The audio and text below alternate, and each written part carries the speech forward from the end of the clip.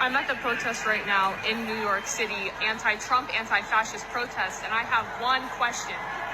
Where the fuck is Gen Z? Working. She was out at the protest, and she asked the question, where was Gen Z? Where the fuck is Gen Z? There's no fight here. There's no youth here. It's all 30-somethings and their children. And then disappointed in the youth turnout. Where is the youth turnout? This is your future that is going to be impacted by the actions of the Trump administration. Gen Z ass was on TikTok. Gen Z ass was playing a game at home. Gen Z ass ain't worried about no fucking protests. Gen Z ass ain't worried about the 401k. Gen Z ass probably didn't even fucking vote. Ain't nobody saying that shit, but I'm gonna be the one to fucking say it. That's the problem.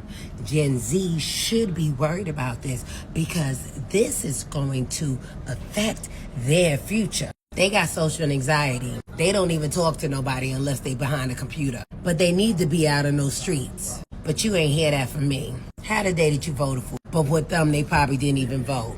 You didn't see any blacks or Latinos at these protests either. They weren't for us. I know some of y'all say, well, Jay, you were there. You posted a video. No, my guy, I was running in and out of shops. And I recorded that video when we were crossing the street going to a restaurant. And the only reason I posted it is because it's important. Anytime people are protesting what's going on right now, they deserve to have that light shined on them. But who was the majority of the people at the rally that I saw and what I've seen on social media? Of course, white women and LGBTQ showed up. Say what you want about these groups, but they are big allies. They show up to every event and show up strong.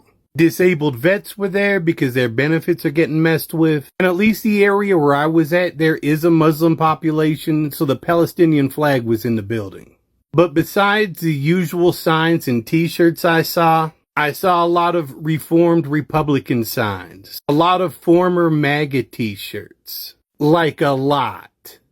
A good number of people that showed up at this event were people that voted for Trump twice.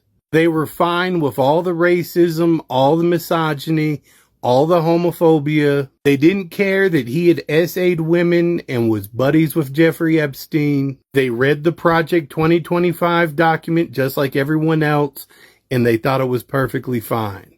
I mean, if you really want to be 100, some of these people that were at this rally were the same people standing across the street from you during the George Floyd protests, yelling at you and holding pew-pews. They flipped because their 401k got messed with. And sure, some of these people may have opened their eyes and have changed because anyone can fucking change. But a lot of these people were there because it's starting to affect them. And if Trump decided to remove the tariffs, just went back to messing with Latinos, black people, women, gay people, and making things harder for the youth, they might just jump back over to the other team again. And that's why you didn't see Gen Z or a lot of other groups like us at these rallies. I don't want to judge, but I'm trying my best not to laugh at these protests. Instead of making fun of all the boomers who came out yesterday, why don't we talk about a couple real issues? Yes, I said boomers because they're the ones that wear the straw hats and the sun visors. There were tons of boomers out yesterday. I was in D.C., and it was just amazing to see all of the older people that were out there protesting. The woman in front of me was 81 years old, and I only know that because her sign said so. She was 81 years old out there protesting yesterday. But I saw two issues out there yesterday. One, Gen Z did not show up. Gen Z, where were you? You are young. You have the energy. You need to be fighting for your future. And the second issue was there were no police. No police at all. Now, nothing went bad, but that's not the issue. Nothing went bad because police didn't incite violence. That's the issue. So when you're out there protesting, police incite violence. When we're out there protesting, they don't. Why is that? Could it be the color of our skin? It might be. Hey, that's a legitimate issue to be screaming about at the mountaintops. I have issue with that. I was prepared yesterday. I always go to protests prepared. I always go to a protest expecting violence, and I always prepare myself a way out. Yesterday, there was no violence. Yesterday, there was no police presence. Now, I say none. I think I counted like 10 cops in D.C. There were over 100,000 people there. That's 10,000 people for each cop to control? Doesn't really work out, does it? The math doesn't math. That's an issue. I'm not saying I want more police presence. I'm saying I want some police presence to make sure nothing goes down, but I also don't want police inciting violence. Yesterday was clear that police incite violence at the Black protest. I knew that, but there's a lot of people that didn't know that, and they need to be able to see that. That is an issue that we need to talk about. But making fun of protesters because of what they're wearing, nah.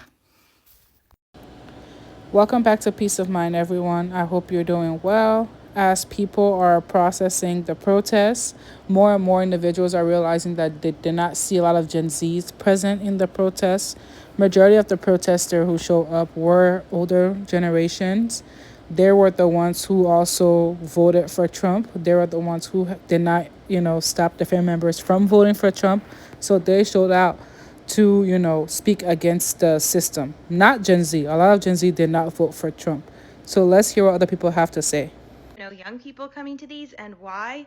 Or are we all just so discouraged that we're... Hey, Queen, I'm really not trying to drag you. I'm just trying to, engage with this conversation because I was actually going to make a video about this earlier and then I decided not to, but I am so confused by the complaint that there were no young people at this protest, and the assumption that Gen Z is divorced from politics. I don't know if you've been watching the news at all, but did you not see the student encampments at almost every single university in the country and in fact around the world? That's the reason that college students are being targeted right now, not only for deportation, but also disciplinary targeting. People have had their diplomas revoked, suspension, and expulsion. And in fact, a lot of the encampments were either targeted and brutalized by outside agitators or by the police or the National Guard even. So it just seems like, I don't mean to be rude, but it just seems completely asinine to question why Gen Z is not protesting.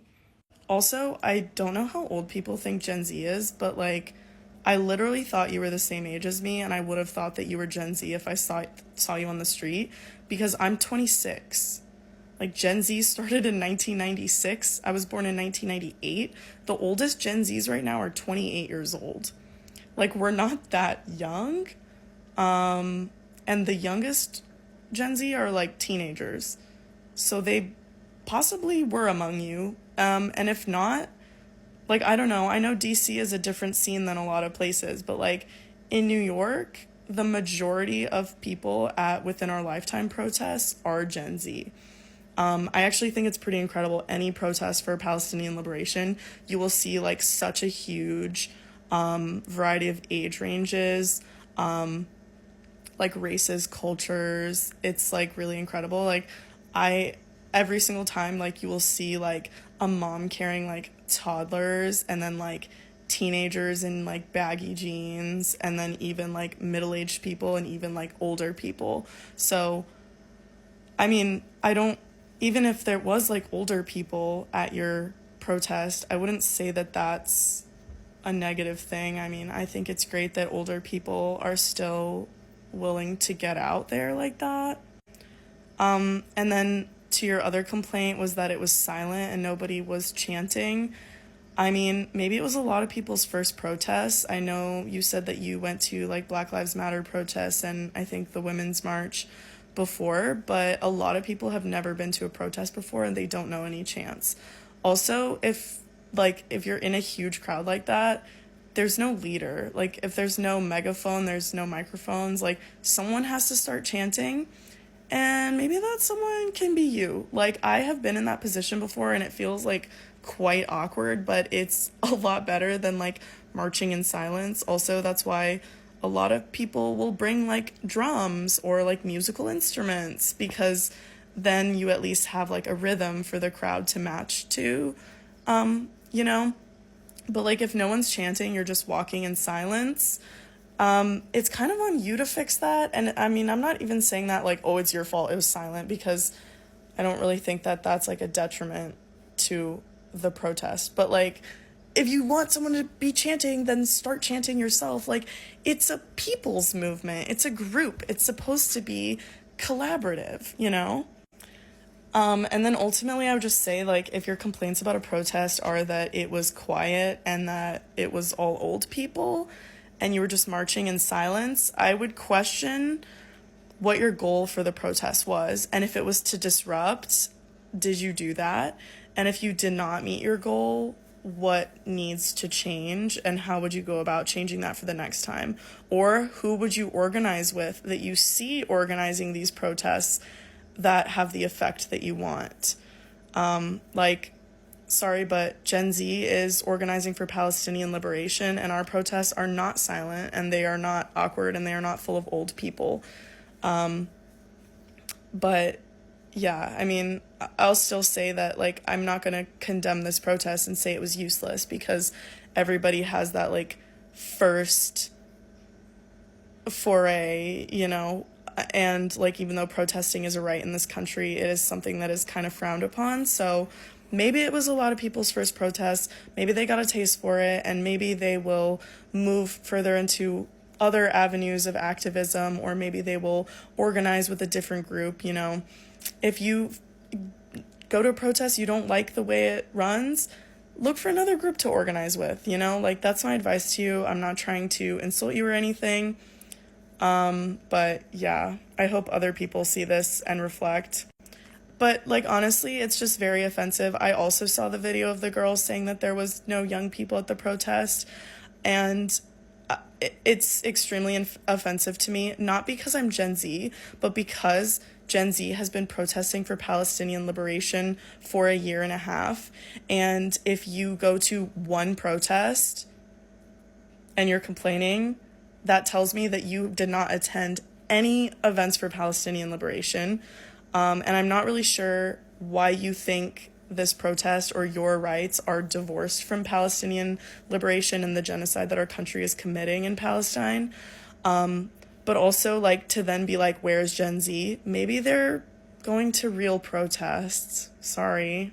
Also, I wanted to add this. This was literally 4 days ago.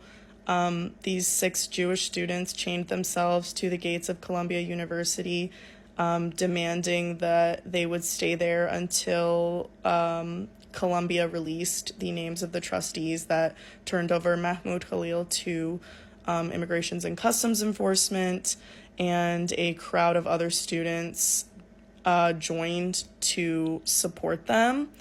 Did I say they were Jewish? Because they're Jewish students. And then the university and the NYPD cut the locks on the gates and then forcibly removed all of these students. So this is where Gen Z is, by the way. Also, like, for reference on the ages, Mahmoud Khalil was born in 1995, which is the last year of millennials. So, like, for comparison versus, like, the age of Gen Z, like, the very oldest Gen Z are only 1 year younger than Mahmoud, who's literally married and has a kid on the way. So we're not as young as you guys think. But yeah, sorry. Like, where is Gen Z? We're protesting for Palestinian liberation. Like, that cannot be separated from any of the rest of our rights in this country, and that absolutely is tied to the core of the fascism that we are facing now. Keep seeing videos of why are Gen Zs not protesting, and Gen Zs are absolutely protesting, just not at your protest. The Gen Zs who are politically active are mostly leftists, and they are at the Palestine protests. Because let's not even try to act dumb here. Gen Z has some of the highest voter turnout in the 2020 election that helped Biden win. And after that, we have witnessed our peers getting hurt, getting arrested at BLM protests, at Palestine encampment protests on campus, with 43 cop car and a SWAT team showing up. You think people are still going to be out? And the Gen Zs who are not out at your little white woman carnival hands-off protest this weekend, they are probably depressed. They're rotting in bed.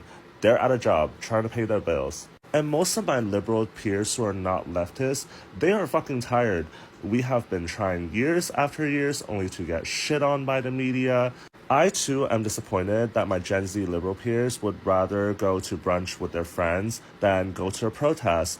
But if I'm gonna be so for real, I feel more sympathetic than disappointment. So to answer your questions, why are Gen Zs not at liberal political protests? Even though, yes, I agree, many Gen Zs are apathetic. But one thing you should know is that a lot of Gen Zs started off as raging leftists, and now they just don't give a fuck. So don't be out here asking stupid-ass revisionist questions, acting like Gen Zs weren't out there in 2020, forgetting how much the media hated us, and then acting all confused why Gen Zs are apathetic. Don't piss me off.